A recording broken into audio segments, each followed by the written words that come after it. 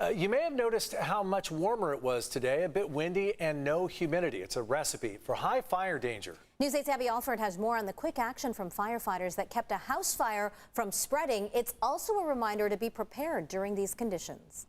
With the warm temperatures and wind picking up in Ramona and in the mountains, firefighters are encouraging people to have a plan for their family and livestock. Firefighters up against Santa Ana winds kept this house fire from spreading any further in Harbison Canyon off of Dehesa Road today. The wind comes through the Harbison Canyon area pretty strong, so we are grateful that we were able to jump on this one and keep it from getting any bigger. CAL FIRE launched its aircraft, but no drops were needed. CAL FIRE and surrounding crews who assisted by ground were able to put the quarter-acre fire out quickly. A lot of vegetation in this area, so obviously a big concern for us.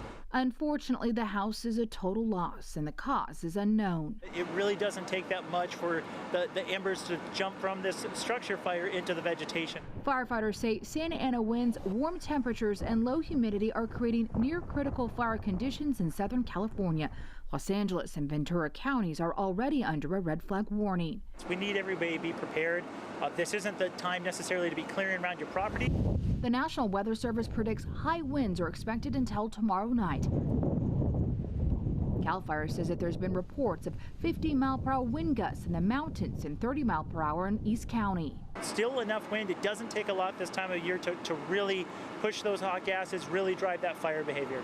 CAL FIRE hopes homeowners spent last week in the cooler temps clearing brush to create defensible space and using today as a reminder to be prepared. Days like today, look at your evacuation plan. Make sure that you have a plan for your pets, for your other family members, so that you can get out a moment's notice. Firefighters encourage you to avoid using any equipment outside that could spark a